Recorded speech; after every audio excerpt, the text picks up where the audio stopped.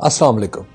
साल भर पहले की बात है कि जनरल ज़ियाउल हक के मुर्शद जनरल फैज़ अली चिश्ती लाहौर तशरीफ लाए तो साबिक मेजर आफ्ताब अहमद ने कुछ दोस्तों को उनसे मुलाकात के लिए बुलाया। जनरल फैज़ अली चिश्ती के तारीखी किरदार की वजह से मुलाकात में मौजूद सभी लोग उन्हें सुनने के मुश्ताक थे। जनरल साहब ने बहुत से वाक़यात से पर्दा उठाने के साथ साथ अपने तजर्बे और मालूमात की रोशनी में हाल और मुस्तकबिल का तज्जिया भी फरमाया। उनका अखज़ करदा नतीजा ये था कि पाकिस्तान ऐसे लोगों से महरूम हो चुका है जो वाकई कुछ कर सकते हैं। अपनी बात ख़त्म करके उन्होंने मुझसे पूछा, हाँ भाई जवान, तुम क्या कहते हो इस बारे में? अर्ज़ किया, मैं आपके तज्जिए से 100% मुत्तफ़िक हूँ, लेकिन आपसे ज़्यादा खौफज़दा हूँ। मेरे खौफ की वजह यह है कि हर गुजरते दिन के साथ पाकिस्तान में अमूमी काबिलियत रखने वाले अफराद भी कम होते जाते हैं। ऐन मुमकिन है कुछ अरसे बाद हमारे पास अच्छे प्लम्बर और इलेक्ट्रीशियन भी न रहें और इनके लिए भी हमें बाहर देखना पड़े। मेरी बात अभी ख़त्म भी नहीं हुई थी कि एक आला सरकारी अफसर ने उसे उचक लिया। कहने लगे, आप सहाफ़ी होते ही मायूसी के प्यांबर हैं। हमारी नई नस्ल कमाल दिखा रही है। मेरे अपने 2 बच्चों ने फलां डिग्रियां इम्तियाजी पोजीशन लेकर हासिल की हैं। मेरे कुछ कहने से पहले ही जनरल चिश्ती ने मेरी बात की तायीद कर दी। जनरल होता है, चाहे रिटायर्ड ही क्यों ना हो। उनकी बात के बाद वो आला सरकारी अफसर खामोश हो गए और गुफ्तगू किसी और तरफ चल निकली। मुझे 1 साल पहले की ये बातचीत बरतानवी सहाफ़ी ओवन बेनेट जोन्स का एक मजमून पढ़कर याद आ गई। चंद रोज पहले छपने वाले इस मजमून में उसने पाकिस्तानी और भारतीय नजाद बरतानवी शहरियों का फ़र्क बयान किया है।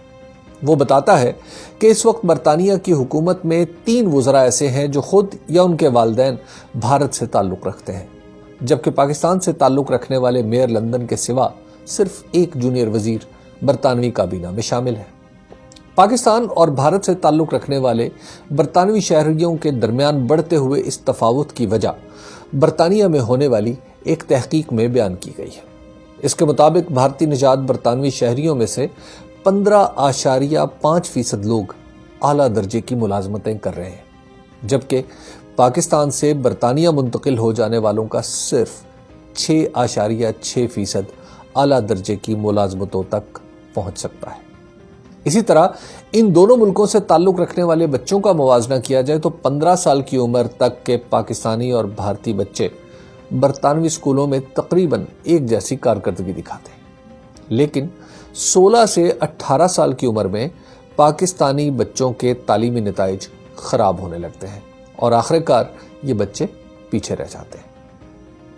इसी तहकीक में बरतानिया में रहने वाले भारतीय और पाकिस्तानी मुसलमानों के दरमियान भी यही फ़र्क दरियाफ्त हुआ है, यानी मुसलमान पाकिस्तानी तारकीन वतन के बच्चे भारतीय मुसलमानों के बच्चों से भी पीछे रह जाते हैं। इस बरतानवी तहकीक ने यह दिलचस्प इंकशाफ किया है कि वो पाकिस्तानी बच्चे जो बरतानिया में भी पाकिस्तानियों के इलाकों में रहते हैं, तालीम के मैदान में उन पाकिस्तानी बच्चों की निस्बत ज़्यादा पीछे रह जाते हैं जो उन मोहल्लों में रहते हैं जहां पाकिस्तानी कम है। गोया किसी इलाके में पाकिस्तानियों की अक्सरियत का मतलब है कि यहाँ के बच्चे ऐसी रवायात में पले बढ़ेंगे जो इन्हें तरक्की की दौड़ में रफ्तार ही नहीं पकड़ने देगी। ये मजमून और ये तहकीक बता रहे हैं कि पाकिस्तानी मुआशरे में सुस्ती, काहली, नालायकी और कमकोशी की बीमारी जोग्राफियाई तौर पर पाकिस्तान तक ही महदूद नहीं रही, बल्कि हर उस जगह तक पहुंची है जहां जाकर पाकिस्तानियों ने मिलकर कोई समाज तरतीब दिया है। एक बरतानिया पर ही मौकूफ नहीं, आप मशरक़ वुस्ता जाकर देख लें। पाकिस्तानियों की अक्सरियत ऐसे काम करती नजर आएगी जिसे करने के लिए किसी ज़हनी सलाहियत की नहीं, महज 2 हाथों की ज़रूरत है। अमूमी तौर पर किसी काबिलियत से महरूमी और ध्यान से काम ना करने की आदत की वजह से पाकिस्तानी मजदूर भी हर गुजरते दिन के साथ खलीज के मुल्कों में अपनी अफादियत खोता जा रहा है। हमारे माशरे में काम ना करके या बहुत कम काम करके ज़्यादा पैसा कमाने की इस रविश ने सूरत हाल इतनी ख़राब कर दी है कि चीनी सरमायाकार जो यहाँ कारखाना लगाना चाहते हैं, पाकिस्तानी मजदूरों की पैदावारी सलाहियत को नाकाबिल कबूल समझते हैं। यह हालत सिर्फ मजदूरों की होती तो बात भी थी, معاملہ اس حد تک خراب ہو چکا ہے کہ جن چند منصوبوں پر پاکستانی انجینئرز کو بھی لگایا گیا وہ بھی اپنا کام پورا نہ کر سکے اور انہیں چین سے تربیت دلانا پڑی۔ پاکستان کی افرادی قوت کا یہ خراب حال ایک دن میں نہیں ہوا۔ ذوالفقار علی بھٹو کی نیشنلائزیشن کی پالیسی کی وجہ سے جب کارخانے سرکاری شعبے میں آ گئے تو روزگار کا موقع بھی سیاست سے منسلک ہو گیا۔ پھر نجی کاروبار نے بھی ایسی شکل اختیار کر لی کہ یہ منڈی کے اصولوں کے مطابق نہیں، سرکار دربار سے تعلق کی وجہ سے چلنے لگا۔ سرکاری ٹھیکیداری، ٹیکسٹائل، ہاؤسنگ سوسائٹیز، شوگر ملیں، کھاد کے کارخانے، بجلی گھر، سی این جی اسٹیشن دراصل کاروبار کی تعریف پر پورے ہی نہیں اترتے۔ یہ پیسے کمانے کی وارداتیں ہیں جن میں کامیابی کے لیے بس حکومت اور بیوروکریسی کی آشیرواد کی ضرورت ہے۔